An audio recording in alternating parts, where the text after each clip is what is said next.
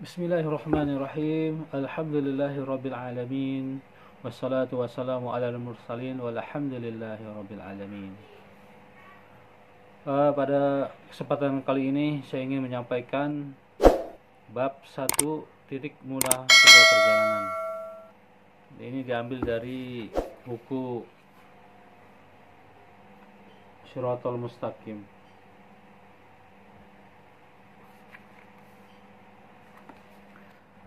Bab 1 titik mula sebuah perjalanan. Di suatu waktu yang sangat syahdu, di tempat yang sangat tinggi dan mulia, di atas lapisan langit-langit yang biru, di waktu itu dan di tempat itulah manusia pertama diciptakan.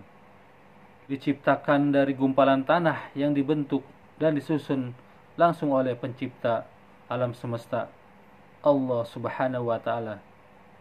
Sebelum gumpalan tanah itu menjadi makhluk hidup yang sangat dimuliakan dan diberi nama manusia, telah terjadi dialog sakral di alam yang sakral pula. Allah Subhanahu wa Ta'ala berfirman, A'udzu billahi minasyaitonir rajim. Wa idz qala rabbuka lil malaikati inni ja'ilun fil ardi khalifah. قالوا أتجعل فيها ما يفسد فيها ويسفك الدماء ونحن نسبح بحمدك ونقدس لك قال إني أعلم ما لا تعلمون. Yang artinya, ingatlah ketika Rabbmu berfirman kepada para malaikat, sesungguhnya aku akan menjadikan seorang khalifah di muka bumi. Mereka pun, para malaikat berkata, mengapa engkau menjadikan khalifah di bumi itu orang yang akan membuat kerusakan padanya dan menumpahkan darah, padahal kami senantiasa bertasbih dengan memuji engkau dan mensucikan engkau. Allah berfirman, sesungguhnya aku mengetahui apa yang tidak kalian ketahui. Setelah itu diciptakan tubuh makhluk itu oleh kedua tangan Allah Subhanahu wa Ta'ala sendiri, dan ditiupkan padanya ruh, dan seketika hiduplah tubuh itu menjadi seorang makhluk baru. Kemudian setelah Allah Subhanahu wa Ta'ala mengajarkan ilmu kepada makhluk itu dan dibuktikan ketinggian ilmunya kepada para malaikat, maka diperintahkan para malaikat untuk bersujud kepada makhluk baru ini sebagai tanda penghormatan dan kemuliaan baginya dan ketundukan kepada penciptanya. Maka sujudlah para makhluk yang suci itu. Allah Subhanahu wa Ta'ala berfirman, idz qala rabbuka lil malaikati inni khaliqun basyiran min tin fa idza suwaituhu wa nafakhtu fihi min ruhi faqa'u lahu sajidin. Ingatlah ketika Rabbmu berfirman kepada malaikat, sesungguhnya aku akan menciptakan manusia dari tanah, maka apabila telah kusempurnakan kejadiannya dan kutiupkan kepadanya roh penciptaanku, maka hendaklah kalian bersujud kepadanya. Dan dia mengajarkan kepada Adam nama-nama benda-benda seluruhnya, kemudian mengemukakan kepada para malaikat seraya berfirman, sebutkanlah kepadaku nama benda-benda itu jika kalian memang benar-benar orang yang benar. Mereka menjawab, Maha suci Engkau, tidak ada yang kami ketahui selain dari apa yang telah Engkau ajarkan pada kami. Sesungguhnya Engkau yang Maha mengetahui lagi Maha bijaksana. Allah berfirman, Hai Adam, beritahukanlah kepada mereka nama-nama benda itu.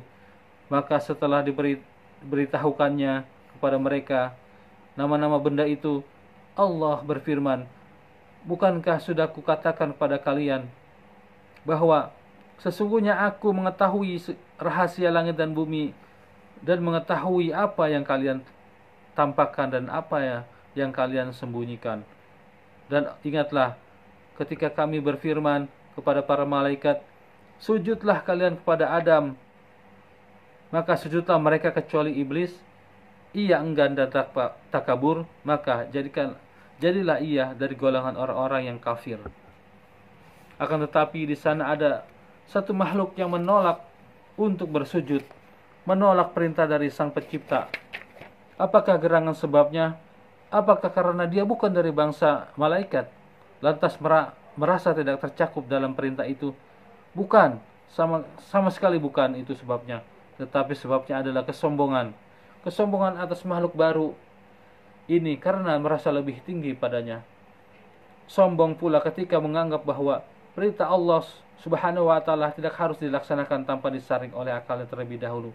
Dialah iblis terkutuk, makhluk yang setelah itu dilaknat sampai hari kiamat dan dijauhi dari rahmat Allah Subhanahu wa taala. Ingatlah ketika Rabbmu berfirman kepada malaikat, sesungguhnya aku akan menciptakan manusia dari tanah, maka apabila telah kusempurnakan penciptaannya dan kutiupkan kepadanya roh ciptaanku, maka hendaklah kalian bersujud kepadanya. Lalu seluruh malaikat itu bersujud ke semuanya kecuali iblis. Dia menyombongkan diri dan jadilah dia termasuk orang-orang kafir. Allah berfirman, "Hai iblis, apakah yang menghalangimu kamu sujud kepada yang telah kuciptakan dengan kedua tanganku? Apakah kamu menyombongkan diri ataukah kamu merasa termasuk orang-orang yang lebih tinggi?" Iblis berkata, "Aku lebih baik daripadanya, karena engkau ciptakan aku dari api, sedangkan engkau ciptakan dari tanah." Allah berfirman, "Keluarlah kau dari surga. Sesungguhnya kau adalah orang-orang yang terkutuk. Sesungguhnya kutukanku tetap atasmu sampai hari pembalasan." Demikianlah itu sekelumit tentang Nabi Adam alaihissalam saat di surga. Dan nanti kita sambung lagi di kesempatan yang lain. Subhanakallahumma wa bihamdik, asyhadu an la ilaha illa anta, astaghfiruka wa atubu ilaik. Wassalamualaikum warahmatullahi wabarakatuh. Jangan lupa subscribe, like, and comment.